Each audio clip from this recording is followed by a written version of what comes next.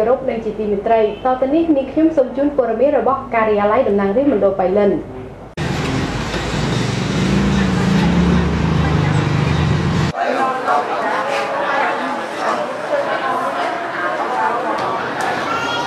ប្រជាពលរដ្ឋមានជំងឺអញ្ជើញមកទទួលសេវាពិនិត្យពិគ្រោះនិងព្យាបាលជំងឺដែលឲ្យគិតថ្លៃពីក្រុមគ្រូពេទ្យស្ម័គ្រចិត្តការិយាល័យតំណាងរាស្ត្រមណ្ឌលបៃលិនគិតមកដល់ពេលនេះមានចំនួន53សប្តាហ៍មកហើយថ្ងៃអាទិត្យទី9ខែសីហាឆ្នាំ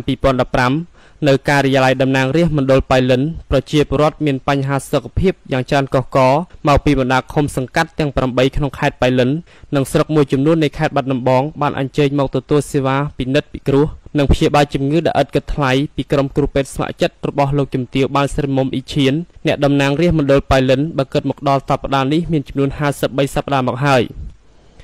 ការពិនិត្យពិគ្រោះនិងព្យាបាលជំងឺដែលឥតគិតថ្លៃជូនប្រជាពលរដ្ឋរបស់ការិយាល័យតំណាងរាស្ត្រមណ្ឌលបៃលិនគឺមិនប្រកាន់និន្នាការនយោបាយសាសនាឡើយ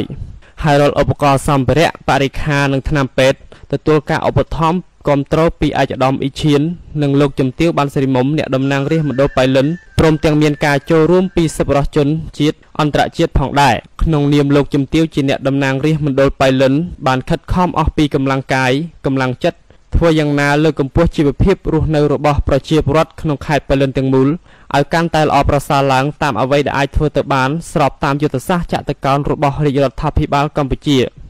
ហើយទោះបីមមាញឹកនឹងកិច្ចការងារយ៉ាងណាក៏ដោយលោកជំទាវបានផ្ដាំផ្ញើសារសួរសុខទុក្ខប្រជាពលរដ្ឋដែលបានអញ្ជើញមកពិនិត្យព្យាបាលជំងឺទាំងអស់នៅការិយាល័យតំណាងរាស្ត្រតាមរយៈក្រុមគ្រូពេទ្យរបស់លោកជំទាវនិងជូនពរដល់ប្រជាពលរដ្ឋទាំងអស់ឲ្យឆាប់ជាសះស្បើយពីជំងឺគ្រប់គ្នា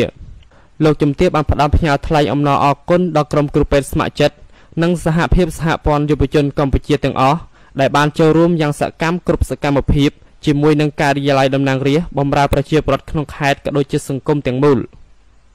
ហើយនៅក្នុងសប្តាហ៍នេះប្រជាពលរដ្ឋដែលបានមកពិនិត្យពិគ្រោះព្យាបាលជំងឺមានដូចជាជំងឺសន្លាក់លើសឈាមទឹកនោមផ្អែមរលាកក្រពះពោះវៀននិងរោគស្ត្រី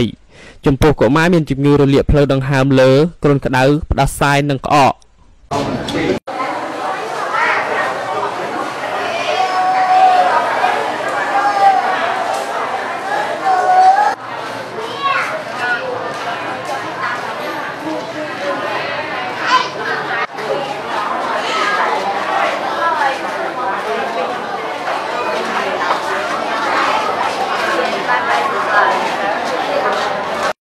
ថ្លែងដល់គុណចំពោះការតាមដានទស្សនាព័ត៌មានរបស់ការិយាល័យតំណាងរាស្ត្រមណ្ឌលបៃលិនសូមអរគុណសូមគោរពលា